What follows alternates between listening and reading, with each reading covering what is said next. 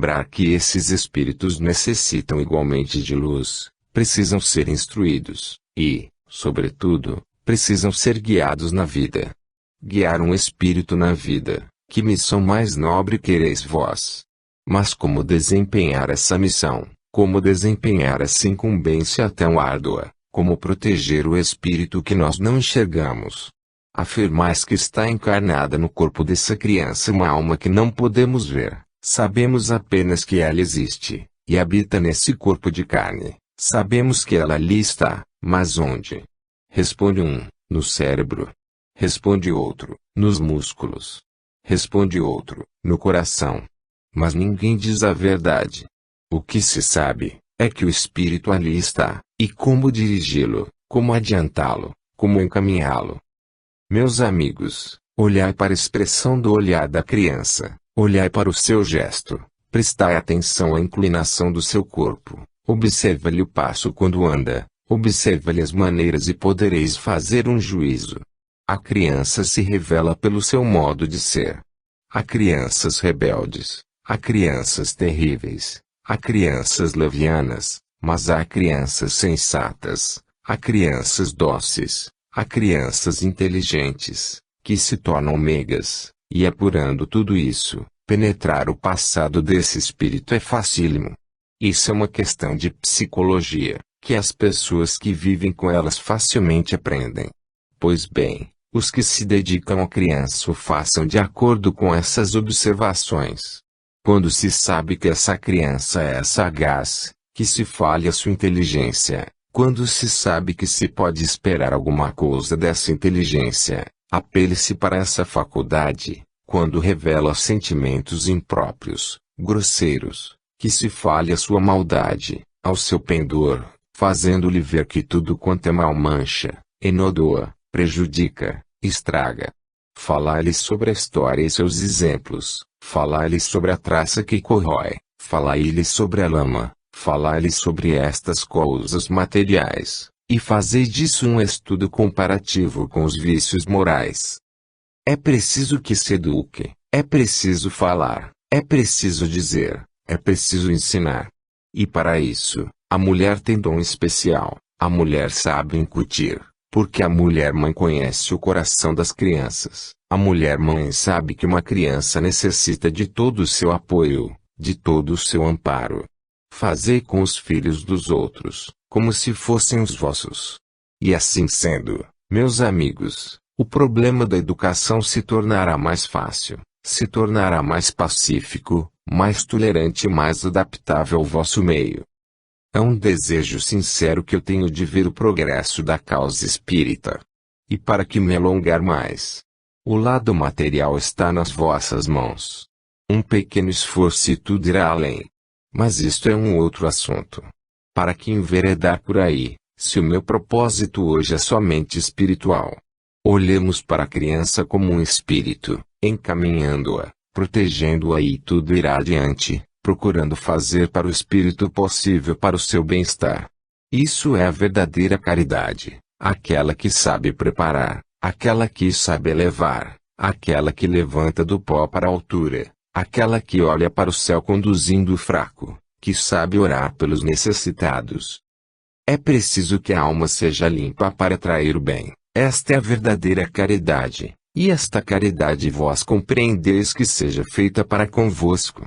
Fazei-a portanto para os outros. Imitai os vossos guias. Sede meus amigos, pacíficos, caridosos, a exemplo daqueles que são os vossos protetores. Deus vos ampare e proteja. Anália Franco. Palavras de vida. Irmãos em Cristo, o Senhor, Deus vos guie, Deus vos salve. Aproveitai, meus amigos, este ambiente, propício e calmo, favorável aos pensamentos bons, aproximação dos bons espíritos, para num recolhimento solene, penetrardes no íntimo das vossas almas, incutindo-lhes desejo de luz, para a perfeita comunhão com Deus. Jesus, o Divino Mestre, o Salvador, pronunciou palavras de vida, quando no mundo esteve, tais como estas: sede um comigo, como eu sou um com o Pai. Jesus é um com o Pai, porque ele é a verdadeira doutrina de Deus. Ele representa a palavra do seu Pai, e, nessas palavras augustas, sublimes, nenhuma só sílaba faltou. O pensamento inteiro do Criador Jesus assimilou, Jesus exprimiu, Jesus testemunhou ao homem. Que o homem seja um com o seu Salvador, igualmente, pela assimilação das palavras do Mestre, pela ciência que elas derramam, pelo conhecimento com que elas ilustram as almas, pela beleza com que enobrecem os corações, pela clareza com que elas exemplificam aos pobres os ensinamentos provindos de Deus.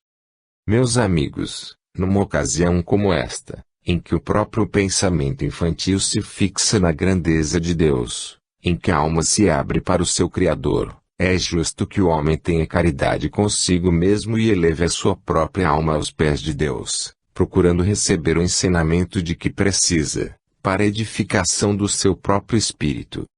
Quanto se tem doutrinado a humanidade! Quantas frases úteis têm sido proferidas, pelos lábios dos médiuns inspirados, ditadas por espíritos do bem, aqueles que são solícitos, dedicados, em prol das criaturas humanas, suas irmãs. Quanta doutrina excelsa, quanta finalidade sublime tem sido apontada ao homem, para que ele compreenda que a sua trajetória, na Terra, se bem que seja rápida como um meteoro, é, também, incerta, porque ele não sabe a duração que vai ter, tanto pode ser de 100 anos como de um lapso de tempo. A entrada no mundo dos espíritos, esta, sim, é precisa, definida, segura, infalível. E não se limite o homem a recordar, nas páginas dos livros, os ensinamentos que tem incutidos no seu ser consciente, não se limite a esse exame rápido, que faz, dos conhecimentos humanos, bem ao contrário disso, procure o homem, de agora em diante, pôr em prática aquilo que recebeu. Meus amigos, sereis vós como as grandes arcas, capazes de conter montanhas de ouro e trancadas às 7 chaves, para que esse próprio ouro se torne inútil. Ou sereis como os grandes celeiros, que recheados de alimento, o repartem com as multidões para que elas que se saciem, para que se alimentem, para que se fortifiquem. Que sereis vós. Deus vos dá grandes bênçãos, proporcionando-vos momentos de ouvirdes lições belas, admoestações, todas filhas do mais importante, do mais grandioso amor. Amigos e irmãos, a vossa presença me enche de contentamento, eu tenho prazer em vir até vós. Não considero de ser como aqui se costuma dizer, o vir conversar convosco. Se os grandes espíritos baixam à terra, nós, os que não somos desse nível, não precisamos de grande esforço para chegar ao vosso meio, facilmente atingimos o lugar onde vos encontrais. Tudo isso depende da vossa atração. Tenho imenso prazer em vos ver, em penetrar o vosso pensamento, em ver que estáis atentos, que procurais aprender, mas peço-vos que não tenhais unicamente a inteligência de aprender, peço que tenhais o coração que assimila. Não peço somente que tenhais a compreensão fácil, para abranger aquilo que se vos procura incutir, peço-vos que tenhais uma vontade firme, capaz de executar aquilo que nós temos empenho em que vós vos ocupeis. Não para exigir de vós um sacrifício, mas para que vós tenhais, também, a vossa parte ativa na execução do que ordena essa propaganda, feita por vós mesmos entre os vossos irmãos. Esse prazer havemos de ter um dia, porque esperamos de vós a realização daquilo que, nesses momentos, intimamente, nos prometeis. Saindo daqui deste recinto, permita o Senhor que as vossas convicções sejam cada vez mais firmes, cada vez mais enérgicas e resolutas. Assim fareis bem a todos nós, pela alegria que nos dareis, e fareis bem a todos vós, pelo proveito que colhereis. Deus vos proteja, abençoe e guie, nessa trajetória, da terra para o além. João Freitas. Uma explicação necessária. Meus amigos, meus irmãos, Deus vos conceda a sua santa paz. Muito se tem dito, muito se tem falado sobre a responsabilidade do espírito, bastante se tem dito, para que se não possa mais apresentar alguma coisa. Quando Deus coloca os homens no mundo, cada um deles é portador de um espírito, ou melhor, quando Deus manda os espíritos ao mundo, a cada uma concede um corpo de carne, que lhe sirva de prisão temporária, onde possa exercer a sua atividade, onde possa desenvolver seus dotes intelectuais, onde possa fazer o aprendizado da sua vida. Quando o espírito encarna, vós não podeis saber quais são os seus pendores, porque um corpo de criança normal é sempre igual ao de uma outra criança também normal, não faz diferença. Em pouco tempo, porém, quando o desenvolvimento físico começa a se demonstrar, a criança vai revelando, pouco a pouco, as suas inclinações, e fácil é distinguir se é uma criança inteligente, de fácil compreensão, se é uma criança impertinente, e, ao contrário, se é direita. Enfim, em poucos anos, o espírito demonstra que espécie de criaturinha é aquela. O homem dá impulso à sua vida, atravessa rapidamente a infância, ganha a adolescência, chega à maturidade, e, então, em pleno apogeu da existência, começa a dar o fruto de um aprendizado longínquo. E vós começais, então, a dizer, é um talento F, que beleza de frase, que inteligência, ou, ao contrário disso, é um indivíduo rebelde e tem maus instintos, demonstra ter má catadura, mau gênio, é um tarado. Então, já se sabe com quem se lida. Um espírito altamente luminoso nada tem a fazer neste mundo, a menos que Deus, em sua alta sabedoria, em seu critério, que ninguém perscruta, determine, para esse espírito, esta ou aquela missão. A não ser assim, os espíritos grandemente iluminados não têm encarnação na Terra, suas ocupações são bem outras, outros são seus afazeres, as suas missões são bem fora do vosso planeta. Não penseis, portanto, que todo espírito que baixa as vossas sessões representa um luminar. Há este erro, entre vós. Cada espírito que dá sua comunicação, que vem aconselhando, que vem determinando isso ou aquilo, desenvolvendo este ou aquele tema, exemplificando, com frases, polidas ou não, aquilo que sua inteligência aprendeu, aquilo que ele acha conveniente para vós, nem sempre é um ser iluminado. Pode ser o espírito de alguém que viveu na Terra, não muito puramente, uma vida, talvez, de pouca eficiência, e que, passando para o mundo além, refletiu maduramente sobre as consequências do seu passado, e resolveu encaminhar por outra rota aos seus amigos, na Terra. Por conseguinte, as vossas conjecturas a respeito de espíritos iluminados, meus amigos, são falhas, algumas vezes. Que venha para a Terra dar a sua comunicação um ser como Ismael, não resta a menor dúvida que é um espírito iluminado. Que venham Paulo de Tarso, João Evangelista, Teresa de Jesus, espíritos desta categoria, trazer-vos suas experiências, suas advertências, mesmo, digamos, e vós afirmeis serem espíritos iluminados, muito bem, mas, porque um simples amigo vos venha dizer, aconselhar isto ou aquilo, daí a classificá-lo em ser iluminado, vai muito. Vós tendes, aqui, caros amigos, espíritos frequentadores das vossas reuniões, cujas vidas, há bem pouco tempo, foram patentes aos vossos olhos, que estiveram no vosso meio, que tiveram uma vida pública, notória, desenvolvendo a sua atividade inteligentemente, no vosso meio, mas que, pelo lado moral, talvez deixassem muito a desejar. Agora, porque tal ou qual indivíduo assim procedeu, segue-se que, deixando o mundo em que vós habitais, não possa vir ao seu planeta a dar conselhos sobre aquilo que ele refletiu. E por que, então, vós começais a fazer paralelos entre suas inspirações, no além, e os atos que praticou na vida anterior, dizendo, muitas vezes, mas, quando aqui esteve, não foi assim. Ele vem aconselhar. Meus amigos, isto é, um erro. O espírito que teve, na existência passada, uma vida pouco moral, pouco decente, não é um iluminado, mas é um ser consciente, e compreende o plano em que vive, vê o descalabro que reina no meio da sociedade e procura evitar que outros fracassem, como ele, talvez, fracassou. Esta é a verdade. Por conseguinte, mais ponderação, mais critério, mais indulgência, devo dizer. Compreendei, vós também, que palmilhais a terra e que dizeis, todos os dias, somos criaturas imperfeitas. Estas advertências. Quantos de nós pedimos perdão a Deus? Vós mesmos, quando aconselhais os vossos amigos, os vossos subalternos, ou crianças que estejam sob vossa dependência, vós não sois luminares, santos, mas não lhes dais conselhos maus.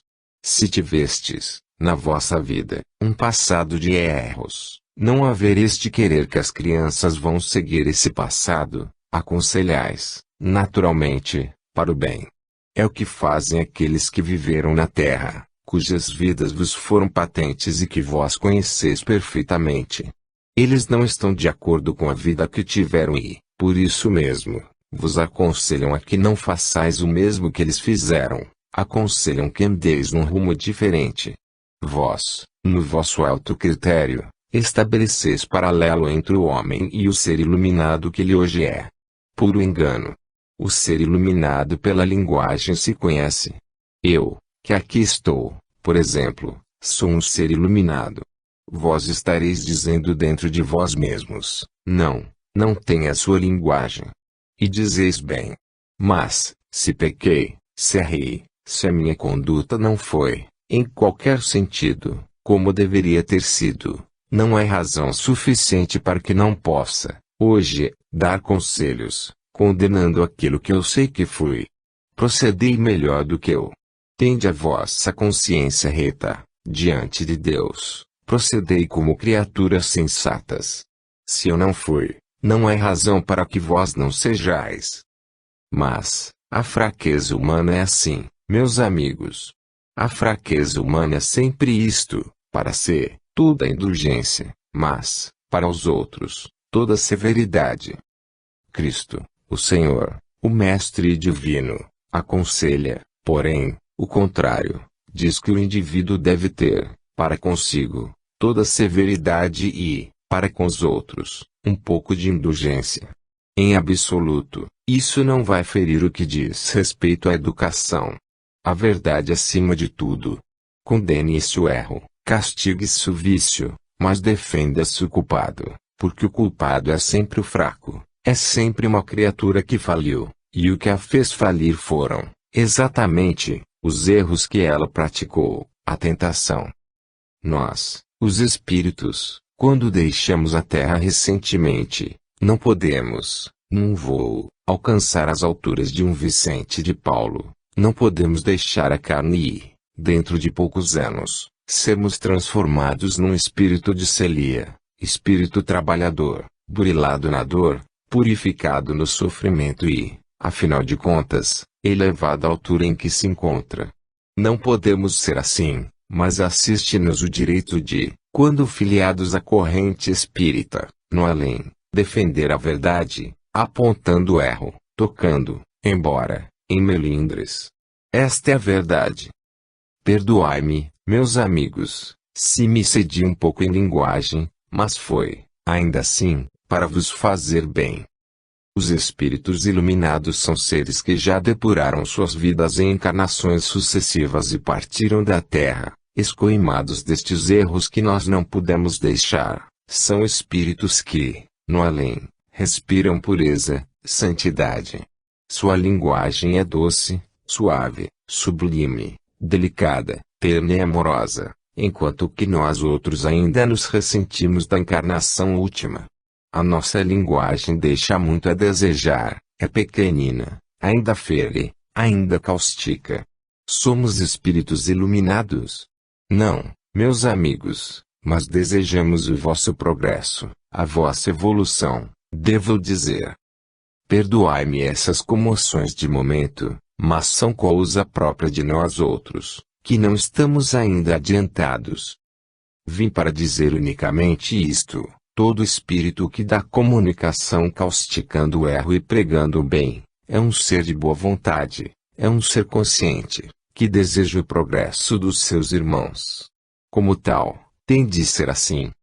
Deus vos acompanhe e proteja e permita que vós possais, na vida presente, colher os louros de uma felicidade perfeita, pela consciência do bem-fazer, pela consciência do dever cumprido, para que, amanhã, no além, possais ter a recompensa de todas as dores que aqui tenhais passado.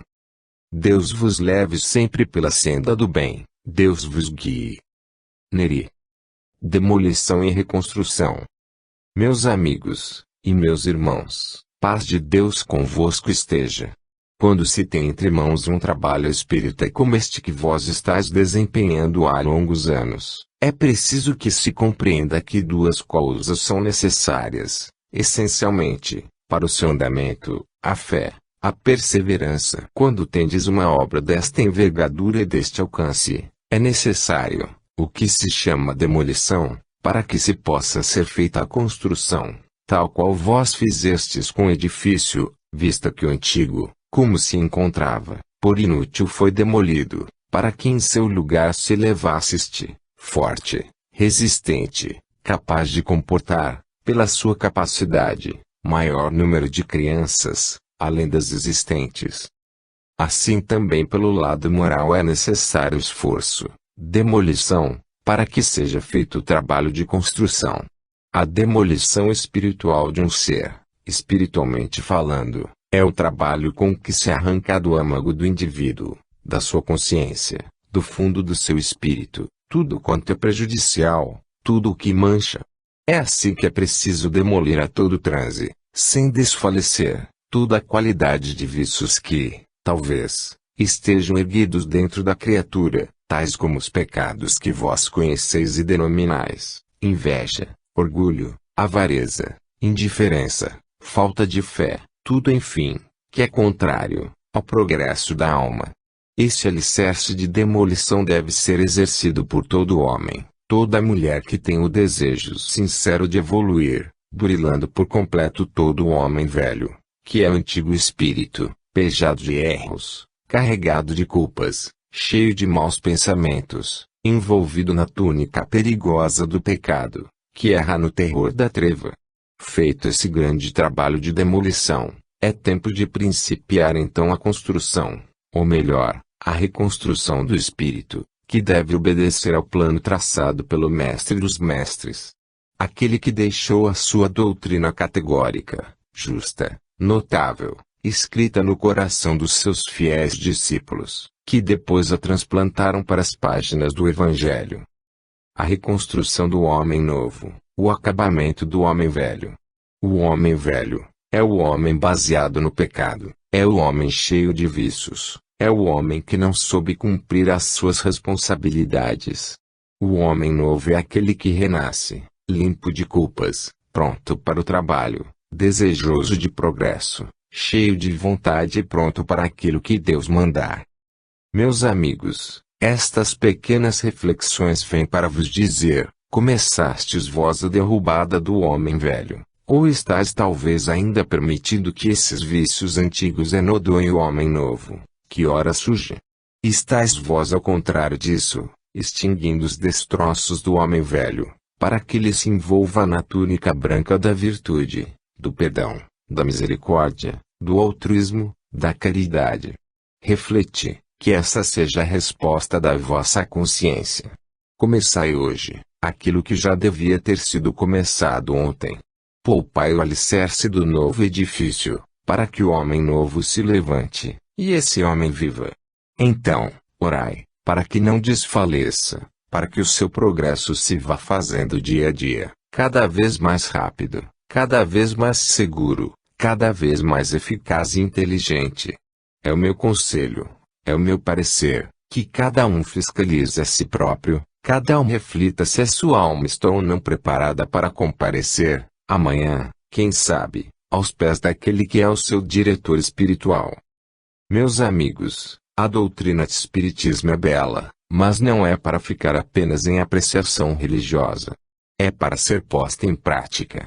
Vós dizeis, como os antigos já disseram, contra fatos, não há argumentos. pois que venham os fatos comprovadores da completa derrota do homem velho, e do ressurgir do homem novo. E assim seja para o vosso bem, para o vosso proveito, para o adiantamento dos vossos espíritos. Max. Esclarecimentos. Amigos irmãos, luz que esclareça os vossos entendimentos baixe sobre todos vós. Paz encha de tranquilidade o vosso ser, é o meu desejo. Quantas lições proveitosas tivestes vós, seres humanos, nesta tarde. Quantos ensinamentos, à luz do Evangelho do Mestre tivestes vós, meus amigos, para o conforto das vossas almas, para o adiantamento dos vossos espíritos. É assim que o Espiritismo traz ao olhar do homem páginas belas do passado, que servem para sua experiência, para lhes guiar os passos, para esclarecê-los no caminho da vida. Tudo se aprende. Os mestres, na terra, desdobram-se, no intuito de ensinar à criatura a ciência. As mães desveladas desdobram-se em cuidados, para guiar os seus filhos na senda do trabalho, para pregar o bem.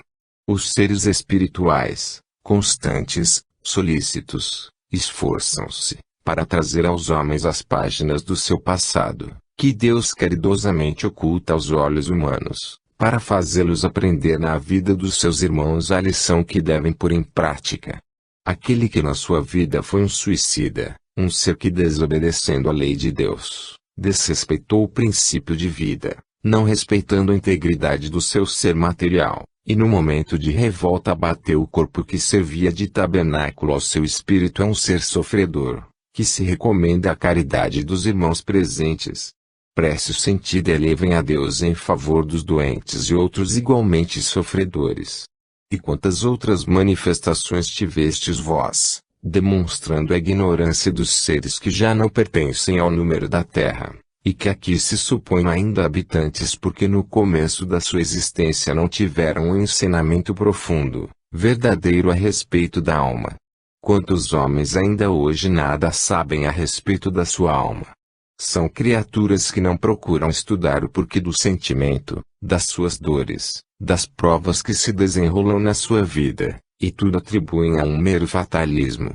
Sai uma criatura da sua casa em caminho para o seu trabalho, vai disposta a fazer bem, vai com o pensamento cheio do bem, do estudo, do saber que busca transmitir à infância. Vai essa criatura, que se dedicou a uma existência proveitosa, cumprir o seu dever, sentindo na alma a ânsia de transmitir à criança o conhecimento de que ela necessita para o ensinamento da sua vida terrena, o conhecimento do seu ser. No caminho eis que, de um instante para outro, o seu espírito violentamente chocado por forte abalo na matéria, pula para fora do invólucro carnal, sente-se fora do seu próprio corpo. Que se passou? Que aconteceu? Se essa criatura tem alguma noção da vida no além, algo de inteligente se passa no seu espírito. Por que essa aglomeração de povo? Lá vem o socorro da polícia, o socorro da assistência, e tudo mais que vem em auxílio da matéria, porque naquele momento ninguém se lembra do espírito. E, a sua inteligência diz, aquele socorro é para mim, aquele desastre foi comigo, aquele corpo é o meu, mas eu estou aqui, e como é que estou lá? Como isto se deu? Que fato se produziu? O que se dá de extraordinário? E a voz de alguém, caridoso e bom, diz, afasta-te deste local, tudo te explicarei, deixa na terra, o que é da terra, não voltes atrás, tudo já se produziu. A terra é fértil nestas coisas, nisto que o homem chama a desgraça. Subitamente alguém sente uma perturbação ligeira, visual, não sabe o que possa ser, talvez a luz solar é muito forte, talvez um golpe de ar. Eis que de um momento para outro, a vista se apaga, é a cegueira, é a provação, é o dia da prova que chegou para este, como chegou para aquele que foi vítima do acidente casual, no dizer do homem. Tudo obedeceu a plano previamente traçado, tudo aconteceu como devia acontecer. Vai alegre e satisfeita a mocidade em flor, direta para o banho de praia, feliz, fazendo a nado a travessa das águas do oceano. Eis que, subitamente, Um vagalhão mais forte apanha um só daqueles que se banham e o leva para bem longe. Os outros, nenhum foi atingido. Os outros todos voltam para a terra. Aquele não mais voltou. Dias depois, um cadáver apareceu boiando na praia. Quem será? É aquele que se banhava no grupo dos folgazões da mocidade em flor. Seu espírito já lá se foi. A vida é esta, meus amigos. Isso é constante.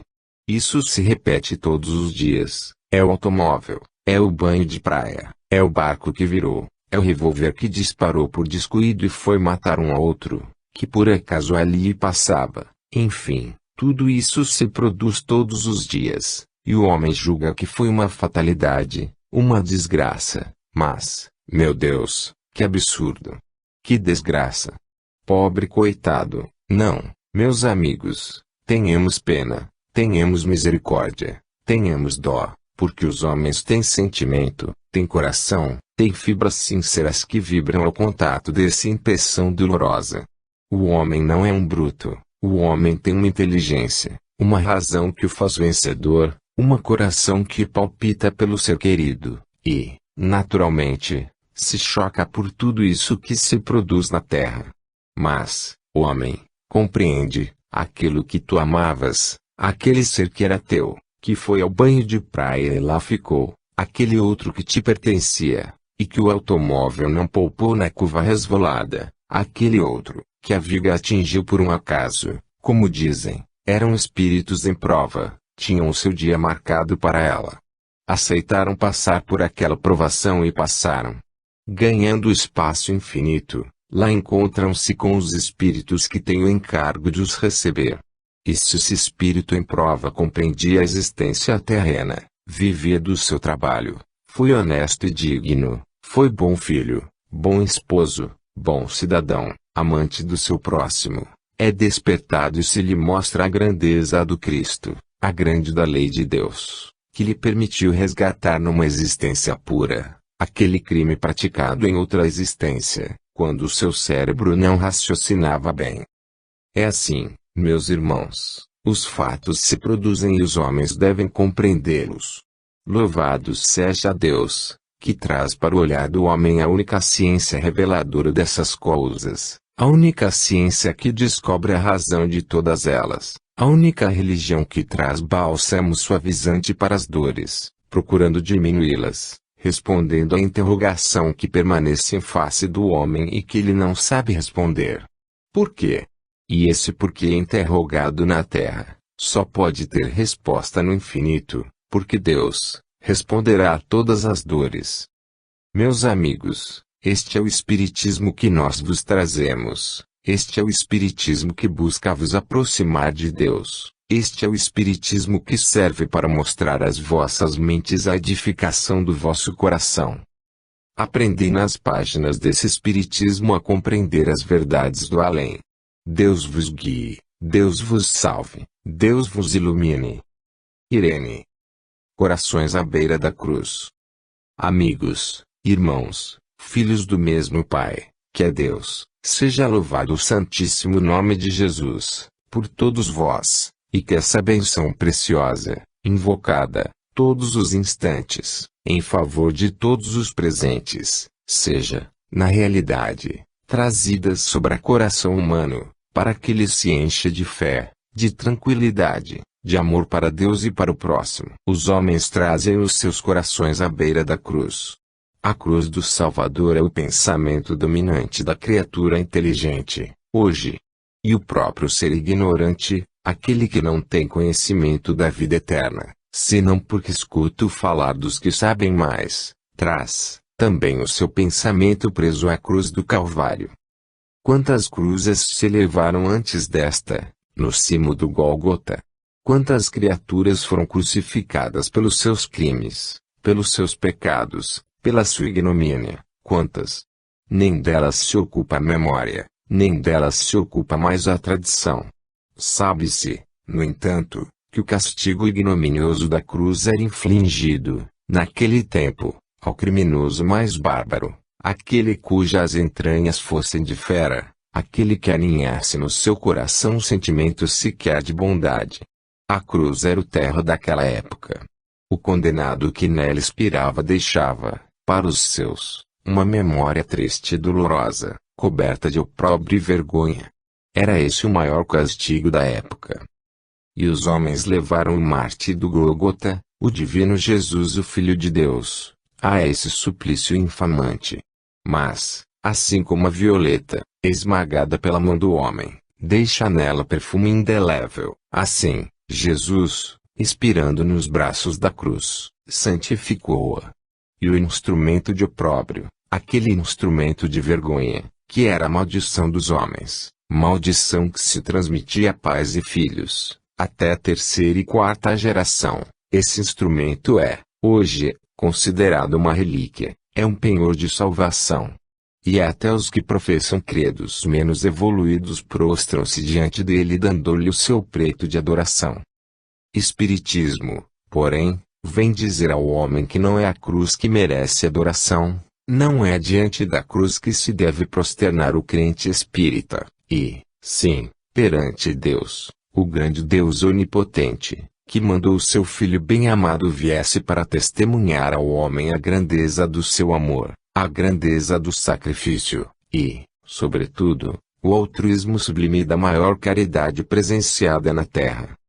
E Jesus veio. E Jesus foi compassivo e bom. E Jesus arrebanhou as criancinhas.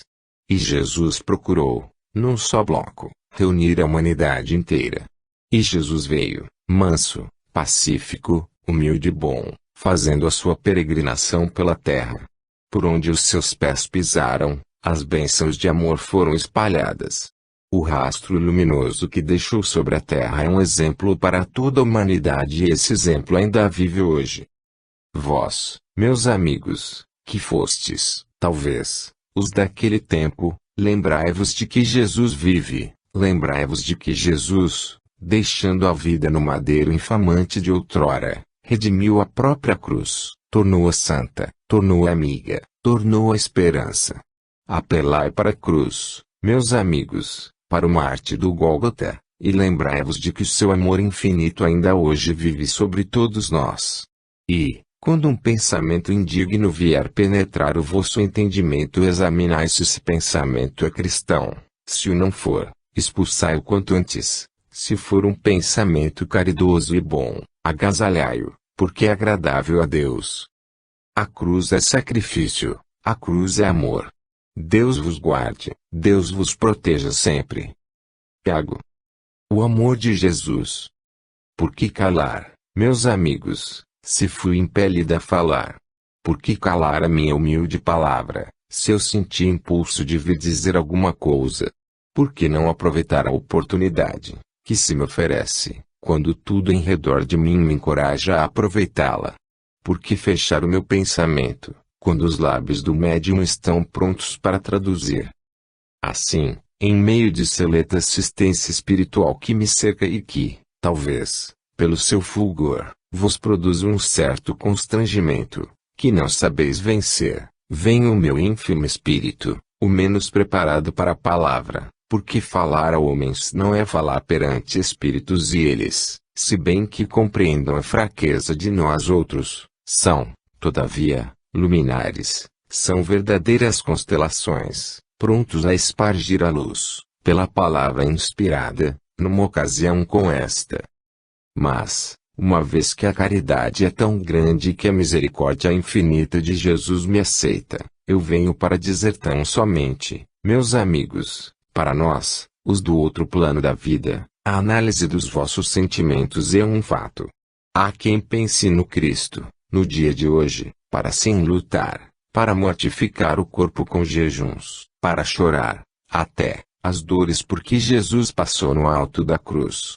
Há quem também cultue o Mestre, na sua memória sagrada, oferecendo-lhe, hoje, especialmente, tributo que, nos outros dias, não cogita de oferecer. Mas, o que significa para Jesus esta concentração de espírito, neste momento em que cada um, como que metido dentro de si próprio, resolve o âmago da consciência, para dizer, Senhor, o que há em mim que te não agrada? Será o meu coração? Serão os meus pendores? será o meu sentimento. O que é, Senhor? O que há dentro de mim que te desagrada? E este pensamento tem, como corolário, a resposta imediata: filho, toma a tua cruz e segue-me. Não são os teus pecados que te afastam de mim, porque pelos pecadores vim eu. Não é a tua inferioridade, porque foste criado em igualdade de circunstâncias, como todos os filhos. Se faliste, eles também faliram, e, assim como eles se regeneraram, tu também hás de te regenerar. É a tua falta de fé, a dúvida permanente, no teu cérebro, a roer como um verme a minha personalidade. Conhece o que me separa de ti, essa descrença imperdoável, que, não obstante, todo o testemunho solene dado por mim quando aqui estive, não te convenceu. E, hoje, quando te ocupas de mim, ocupaste como se eu fosse um alto personagem da história, que padece discussão. Isto diria o Cristo, isto responderia o Mestre. Por conseguinte, meus amigos, a vossa concentração deste instante, o vosso desejo de comungar na taça bendita do amor cristão é o que faz aproximar-me de vós, para dizer, meus amigos, os pecados da humanidade, todos eles juntos e postos na concha de uma grande balança, jamais superarão o amor de Deus, posto na outra.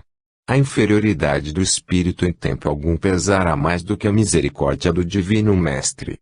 O seu amor será sempre mais forte, a sua caridade será sempre a maior e o seu poder, igualmente, contrabalança a piedade, a caridade e o amor do seu coração. Por que não vos aproximais do Mestre? Por que não lhe trazeis as vossas dores, as vossas chagas, os vossos defeitos, tudo que é vosso?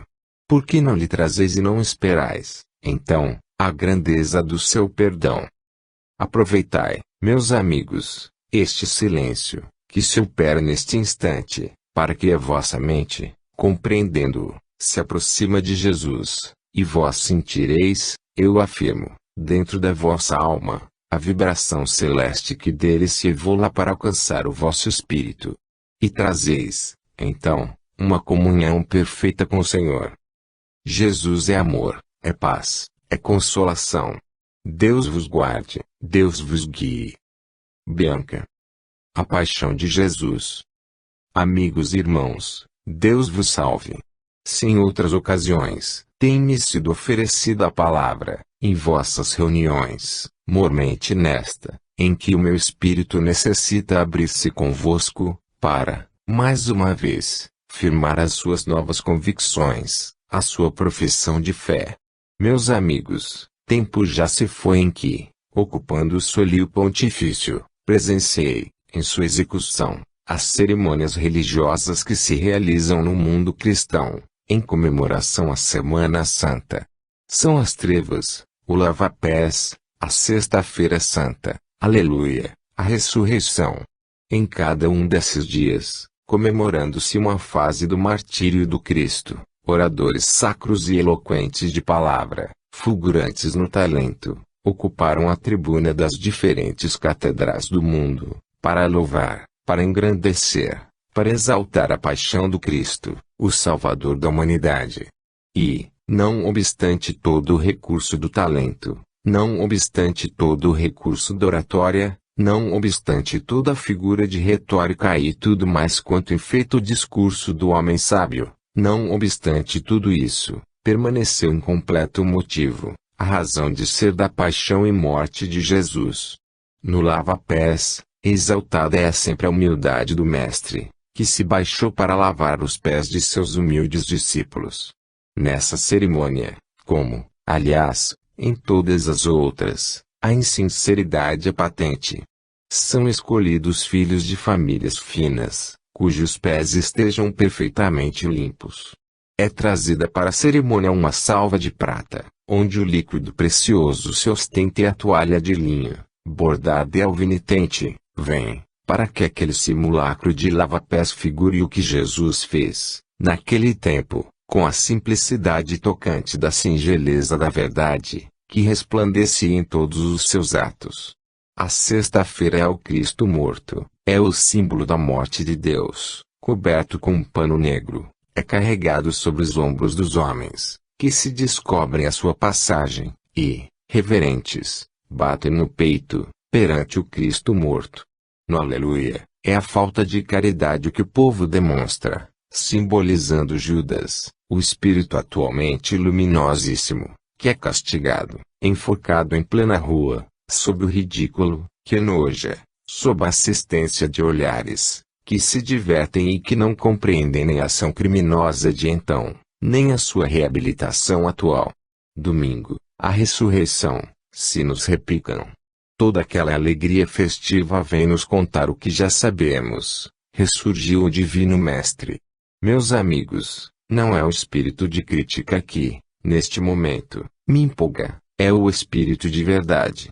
Cristo, o Senhor, quando desceu ao mundo de misérias em que habitei e que vós habitais, trouxe a missão sublime de seu Pai, de apontar o caminho real da vida, a custar embora do sacrifício do Gólgota. E, se o homem sabe que o seu pecado, redimido pelo Cristo, o põe ao abrigo da inclemência, da descrença, esse homem deve aproximar-se dele, pela fé, esperando que a sua vontade, dominante, universal, venha guiá-lo na vida terrena, venha mostrar-lhe a sua linha de conduta, venha ampará-lo no momento de desânimo, venha, enfim, ser o bastão a que se arrime, na peregrinação terrena. Olhar para Jesus sempre como um Cristo morto, vilipendiado, açoitado, rejeitado pelo homem, e, depois de tudo isso, não compreender que é preciso uma mudança radical no seu organismo espiritual, para aceitar esse sublime sacrifício e dele aproveitar-se, no sentido de beneficiar a sua própria alma. De que serve a cerimônia da sexta-feira, tocante, em funeral, fúnebre, ao ponto de ferir os nervos das criaturas sensíveis, para, no dia seguinte, na Aleluia, divertirem-se em bacanais odientas, pisando aos pés a teoria que, na véspera, pregaram, a teoria do sacrifício. A humanidade necessita abrir os olhos. A necessidade da humanidade acordar é patente. É preciso que os homens inteligentes usem da sua palavra e falem perante as massas em qualquer lugar, fazendo ver que esse Cristo, que se apresenta morto, sem vida, desfalecido, exangue, não permanece assim. Jesus é vivo, Jesus passou pela morte e não morreu, Jesus permanece na plenitude, no apogeu da sua glória, tão perfeitamente vivo como quando aqui esteve. Ao sacrifício da cruz, meus amigos, fomos nós, fostes vós que destes origem. Se não fosse o pecado da humanidade, se não fosse o abismo da descrença aberto diante dos seus pés, para o qual se atirava desenfreadamente, não haveria necessidade daquele sacrifício, o maior que já se fez no mundo. E qual a recompensa, hoje, que tem o homem aproveitado desse sacrifício sublime? A Igreja, deixemos em paz, porque é patente desproveito do sacrifício da cruz. O Espiritismo, a religião que nasce, ostentando poderes de que as outras não dispõem, porque ele tem revelações diretas, não é compreendido nem pelos seus adeptos. Eles o querem a seu jeito. São homens que das próprias comunicações dadas por espíritos cortam o que não é do seu agrado, quando elas vão de encontro às teorias errôneas que eles pregam aos outros, alegando que, no meio da comunicação luminosa, um obsessor deu o seu parecer. Belíssima análise. No meio de uma comunicação luminosa, um obsessor deu o seu parecer, emitiu a sua opinião. Bela asserção. Não duvideis, porque eu vi. Meus amigos, Espiritismo precisa se levantar como sol nascente e alcançar o apogeu do meio-dia, precisa, com seus raios vivificadores, alentar as almas e pregar aos quatro ventos as grandes verdades da doutrina cristã, porque sem Jesus toda a doutrina é falha. Pode o homem enveredar por esse mundo oculto, onde há forças que ele não conhece, de onde vêm fluidos que ele não sabe discernir, de onde vêm tentações das quais ele não se pode livrar, de onde vêm intuições perigosas. De que vale tudo isso, se esse homem não está baseado, firme, no alicerce da rocha, que não falha, que é o Cristo do Senhor. Se este homem começa, no próprio dia em que a cristandade resolveu comemorar a paixão de Cristo, pela futilidade, pelas coisas sem importância, a depreciar o fundamento da religião, erguer outro fundamento onde Deus colocou o primeiro. Audácia, ignorância, covardia. Jamais conseguirá o espírito da treva empanar o brilho do sol que se levantou. Jamais poderá a linguagem humana destruir uma vírgula nos evangelhos de Cristo. E a palavra toda está ali, luminosa, singela, verdadeira, como qualquer de vós pode ver. No princípio, era o Verbo e o Verbo era Deus e o Verbo estava com Deus. Mais adiante. E o Verbo se humanizou, isto é, tomou a carne e se fez homem e habitou entre nós. Palavras singelas, do Evangelho, simples. Uma criança as entende. Levanta-se o homem, com a sombra negra da inspiração da treva, deturpa a interpretação, porque tem a ousadia de se supor capaz de alcançar a altitude moral, a estrutura grandiosa do Espírito de Jesus. E, quanto mais gigante a sua alma quer ser, mais se amesquinha e se torna pequena. Tristeza dolorosa, que fere profundo as almas. Meus amigos, sede humildes. O próprio Cristo disse, aquele que quer ser grande seja pequeno. A humildade é agradável a Deus. Sede humildes e, sob o palho bendito do espiritismo cristão, amai-vos uns aos outros. Fazei o bem que puderdes e a ninguém torneis mal por mal. Deus seja convosco. Sarto. Visão retrospectiva. Meus amigos, comigo fazei o pensamento recuar 20 séculos atrás. Eis que uma pobre mulher, montada em pequena arimaria, segue uma estrada pedregosa e longa, guiada por um homem de idade, seu esposo. Para onde vão? Que buscam?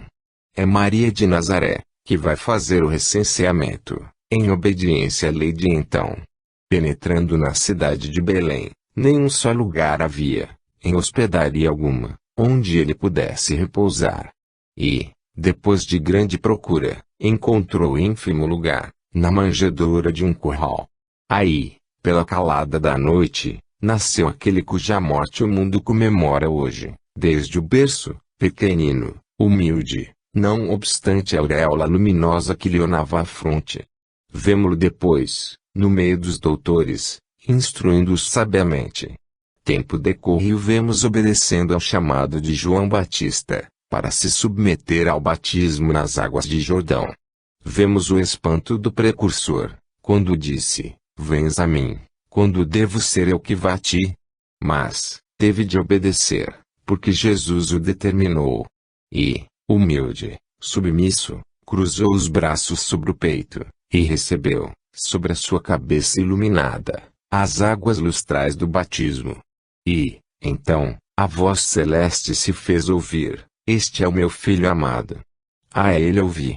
Vemos, adiante, Jesus, no meio dos seus discípulos, homens rústicos, pescadores, vivendo do seu minguado trabalho e do seu não menos parco salário. Vemos Jesus cercado dos seus apóstolos, a ensinar-lhes os mandamentos de seu Pai. Logo em seguida, as grandes multidões, em massa, envolvendo-o, para que ele as tocasse, fazendo sarar as chagas do corpo, bem como as chagas profundas das suas almas. E eis que grande multidão de cegos, coxos, paralíticos, leprosos, indigentes morais, acorre pressurosa para o Mestre e vem suplicar-lhe um fluido do seu amor, uma benção do seu espírito. E ninguém saiu vazio, bem ao contrário, cada um recebeu na altura da sua fé. Sigamos a visão que decorre depois dessas passagens gloriosas, a entrada triunfal do Mestre na cidade de Jerusalém. As ruas alcatifadas de flores e de tapetes de raríssimas espécies. Tudo respirava alegria e pompa, porque se espera o rei, que devia passar por entre a cidade. E lá veio, montado em seu jumentinho, tal qual a Escritura o anunciara. E Jesus entrou em festa. Dir-se-ia que aquela multidão compreendia quem vinha montado no pequeno jumento. Mas, A multidão estava muito fora da compreensão exata de quem era aquele que ali vinha, pisando sobre flores. E tanto isso é real que Maria, a Mãe Santíssima do Divino Mestre, guardava em seu coração todas as primícias de amor, mas nunca os seus lábios mostraram um sorriso de alegria. Bem ao contrário, era uma fisionomia santa, melancólica e sofredora. Ela sabia que Jesus tinha uma grande missão a cumprir e, para que essa missão fosse completamente realizada, fazia-se necessário, primeiramente, pisar sobre o seu coração amantíssimo. E esse coração sangrou. E esse coração verteu lágrimas que jamais rebentaram de olhos humanos.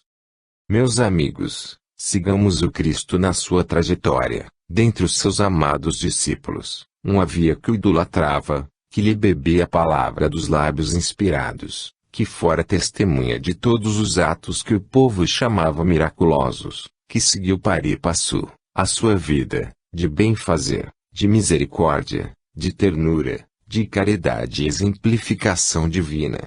No entanto, não podia ser completo, em pureza o convívio de homens. Entre eles, um ruminava, dentro de si, o pensamento fatal que o desgraçou por muitos séculos. Judas experimentou o sentimento da inveja e traiu o seu mestre. O olhar de Jesus, quando se fixou naquele homem, foi um olhar que feriu como um punhal, porque a verdade estampada nesse olhar cruciava o coração de Judas. E ele disse: vai, o que tens a fazer o faze depressa. E Judas partiu. O mestre Nazareno, o divino Jesus, partiu para o Horto das Oliveiras, onde costumava reunir-se a seus apóstolos e lhes disse: fica aqui até que volte. Lá esteve. O seu suor se transformou em sangue. E a sua visão se perturbou. E ele padeceu o cálice da amargura, como nenhum homem padeceu. Eis que avançou a soldadesca para o prender e um homem à sua frente para os guiar. Esse homem era Judas. Depondo um beijo na fronte do divino mestre, o indicou aos soldados. E Jesus lhe perguntou: a quem buscais? Nós buscamos a Jesus Nazareno, sou eu. E se a mim, que buscais, deixai que estes partam. E Jesus foi, entre aquele soldadesca, infrene, levado a comparecer perante o que se chamava justiça humana. Meus amigos, os homens têm de responder perante a justiça divina, um dia. Jesus, o divino, comparecer perante a falha justiça humana. A consequência desse julgamento, vós a sabeis, a condenação do justo, a perpetração do bárbaro assassínio, cruciante, doloroso, horripilante. Tudo quanto a mentalidade possa exprimir de mais vibrante não basta, ainda, para qualificar o que foi esse atentado contra a majestade de Deus. Mas, estava escrito, era da Escritura. O Cordeiro Imaculado de Deus, Jesus, foi levado aos empurrões, maltratado, jogado sob pedras, ferido, açoitado, até a culminância da cruz. E a própria criatura humana que foi posta para o auxiliar não foi com espírito de caridade, foi para que eles, os sequazes, pudessem vê-lo ainda com vida, no alto da cruz. Tiveram medo de que ele morresse em plena via. Mas foi até lá. E, lá chegando, ele disse: tenho sede. Que lhe deram, meus amigos, para mitigar essa sede? A esponja molhada em fel e vinagre. Ó homens, ó mulheres que me ouvis e que vos lamentais das vossas dores, dos vossos sofrimentos e que achais que é vossa vida de torturas e não compreendeis a utilidade desse sofrimento, comparai-o, um minuto sequer, não digo já com o que sofreu Marte do Gólgota, mas com o que sofreu a testemunha ocular de todo esse martírio, a Virgem Maria, a flor da Galileia, a puríssima Mãe do Senhor. Haverá coração materno que tenha sofrido tamanha ferida dentro de si? Haverá compreensão humana para essa dor sem igual? Certamente não. Pois bem, meus amigos, se relembrei, ainda que superficialmente, toda essa sublime tragédia do Gólgota, foi para vos chamar a atenção para esse ponto. Paciência, meus amigos. Ninguém padece injustamente. O sofrimento humano é uma consequência do passado, em que a criatura errou, falseou, fugiu ao fundamento da verdade. Quando se sofre, deve-se dizer intimamente: é o meu pecado.